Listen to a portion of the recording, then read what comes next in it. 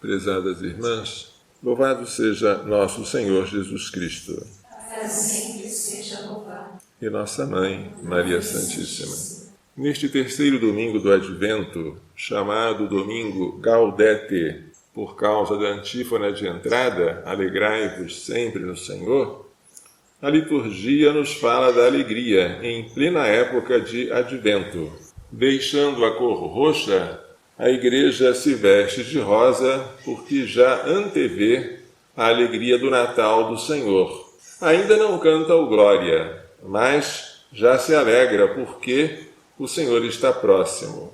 O profeta Isaías, no capítulo 35, convida a terra a se alegrar, convida os habitantes do exílio a fortalecerem as suas mãos enfraquecidas e a firmarem os joelhos debilitados, a criarem ânimo, a não terem medo. Por quê?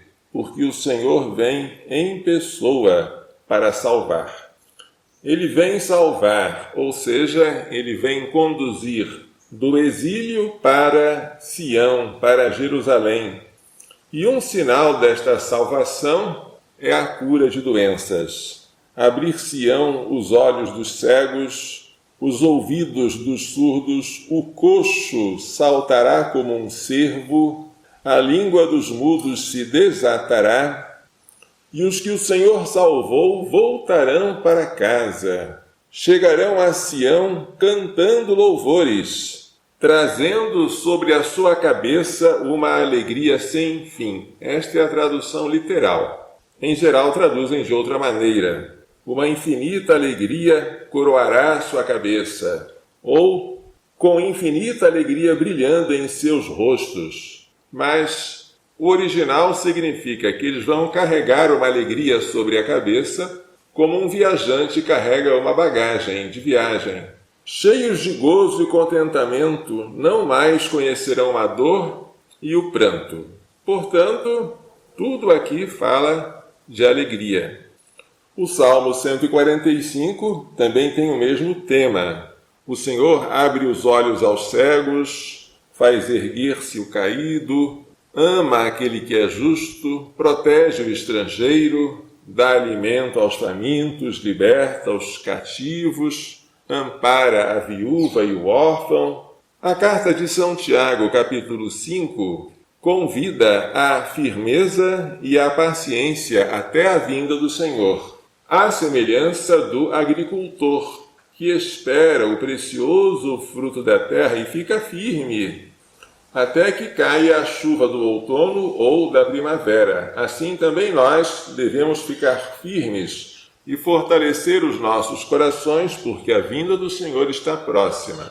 Não devemos nos queixar uns dos outros para não sermos julgados. O juiz está às portas. Cabe a ele julgar. Enquanto ele não vem, não devemos julgar prematuramente. Devemos tomar por modelo o sofrimento e a firmeza dos profetas que falaram em nome do Senhor.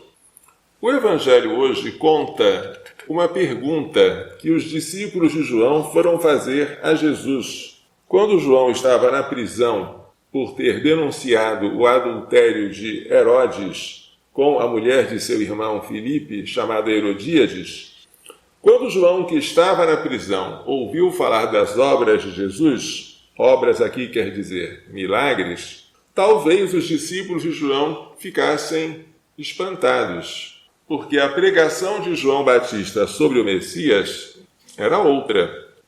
Falava do Messias como alguém que vinha com severidade para julgar, para colocar o machado na raiz das árvores, para cortar as árvores que não dessem frutos. E agora aparece alguém que está curando doentes, ressuscitando mortos. É um Messias muito benigno.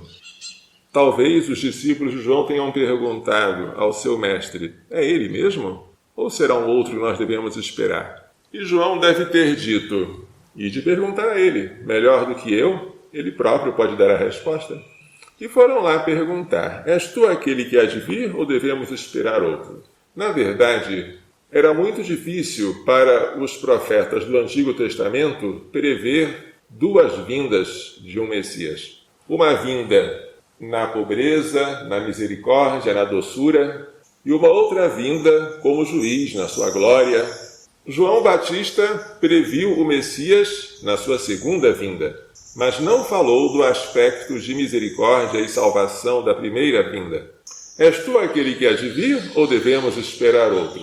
Como juiz, é preciso esperar um pouquinho, mas como Salvador, é agora, sou eu mesmo.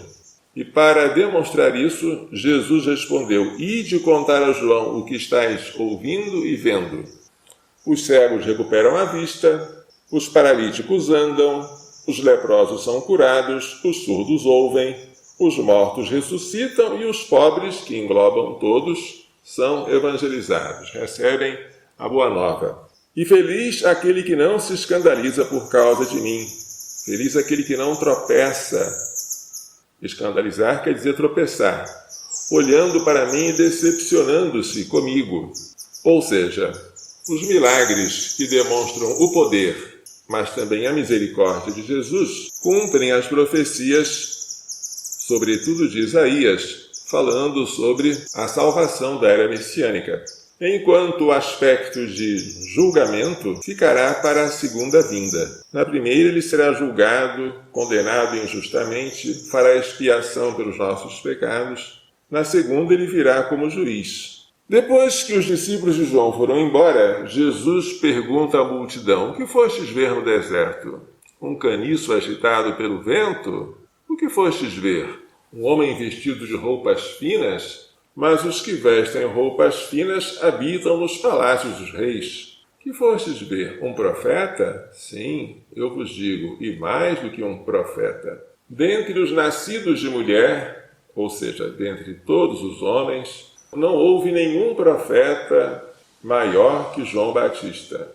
É o grande elogio de João. Aquele que batizou o autor do batismo, aquele que apontou para o Cordeiro de Deus, que tira o pecado do mundo, aquele que se humilhou, dizendo que não era digno de desamarrar a correia das suas sandálias, aquele que se alegra ao ouvir a voz do esposo e se enche de alegria vendo que Jesus faz mais discípulos do que o próprio João. Convém que ele cresça e eu diminua. De fato, João é muito grande, sobretudo pela sua humildade. Porém, diz Jesus, o menor no reino dos céus é maior do que ele. Como assim?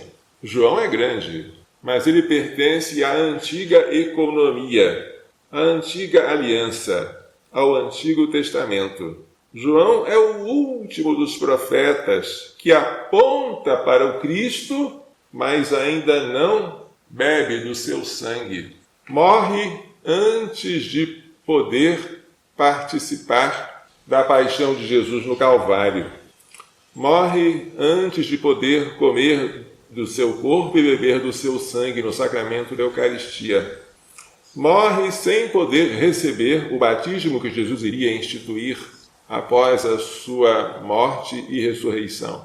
João Batista morre ainda no regime da antiga aliança, que havia sido selada com o sangue de novilhos por meio de Moisés. Portanto, por maior que ele seja, ele ainda está em um nível menor do que todos aqueles que vieram depois no regime da nova aliança. O menor no reino dos céus é maior do que ele. Nós vivemos não mais na época da espera, mas da chegada. Não na época das promessas, mas da realização.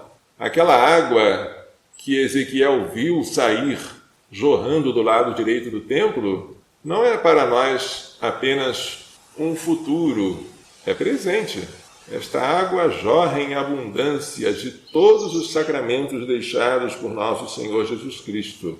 O primeiro deles é o batismo, e o mais importante, o maior deles é a Eucaristia, que nos confere não apenas a graça, mas o próprio autor da graça, que se oferece ao Pai em sacrifício e se entrega a nós em comunhão. Nós nadamos num mar de tanta graça, nós vivemos numa superabundância de graças tamanha que, pelo simples fato de pertencermos a esta nova economia, nós já somos maiores que João Batista. E que vergonha para nós! Deveríamos corresponder a esta graça. Deveríamos, em santidade, superar João Batista. Tudo isso é motivo de alegria. Saber que aquilo que os profetas do Antigo Testamento prometeram, que muitos reis e justos desejavam ver e não viram, desejavam ouvir e não ouviram, nós vemos, nós ouvimos e nós experimentamos. Nós saboreamos. É verdade que nós ainda não estamos na visão beatífica, não vemos face a face, não estamos na glória, mas estamos na graça. E a graça é o germe da glória. A vida eterna não é apenas futura, mas presente. Quem come a minha carne e bebe o meu sangue tem a vida eterna. O Verbo está no presente. E eu o ressuscitarei no último dia. A ressurreição gloriosa dos corpos é futura. A vida de Deus em nós, a mesma vida que o Pai deu a Jesus e que Jesus comunica a nós, já é presente. Futuro é o desabrochar desta vida, que agora está escondida na graça e depois vai se tornar manifesta na glória. Mas o fato de nós já estarmos bebendo desta água cristalina que jorra do peito de Jesus, já deveria nos encher de uma alegria tão grande que as tribulações desta vida deveriam ser motivos de riso, em duplo sentido. Riso por causa de serem insignificantes e riso por causa da glória que nos está reservada. Fortalecei os joelhos vacilantes, as mãos enfraquecidas. Alegrai-vos no Senhor. Alegrai-vos sempre no Senhor. Repito, alegrai-vos. Esta ordem insistente não é sem motivo, porque a alegria do Senhor é a nossa força. Assim como a tristeza, segundo o mundo, leva à morte e é perigosíssima, nós devemos alegrar-nos e colocar a nossa alegria no Senhor, porque o Senhor não passa. Quem coloca alegria na saúde e faz da saúde o seu maior bem, perde alegria na doença. Quem coloca a sua alegria na riqueza, perde alegria quando fica pobre. Quem coloca a sua alegria nos amigos, perde a alegria quando eles vão embora. Mas quem coloca a alegria no Senhor, não perde alegria, porque o Senhor é uma rocha firme, Ele não passa. E se conservamos a alegria aqui nesta vida, uma alegria íntima que o mundo não nos pode tirar, ninguém poderá tirar a vossa alegria, nós somos fortes para vencer qualquer tribulação, tanto durante a nossa vida como na hora da nossa morte. Na hora da nossa morte, sobretudo, é muito importante ter alegria, para depois passarmos deste exílio para a nossa pátria. Maria Santíssima é invocada na ladainha, entre outros títulos, como causa de nossa alegria. Devemos pedir a ela que não nos deixe faltar a alegria de cada dia, que é tão necessária quanto o pão. Sem ela não conseguimos viver e não conseguimos irradiar alegria para os outros. A alegria é contagiante, assim como a tristeza, infelizmente, também é. Quem é alegre, alegra. E um ambiente alegre é um ambiente forte contra tudo aquilo que o maligno quiser nos oferecer. O Senhor está próximo. Vamos pedir a Maria Santíssima que nos faça entender e pôr em prática todas as lições desta liturgia. Louvado seja nosso Senhor Jesus Cristo. E nossa Mãe, Maria Santíssima.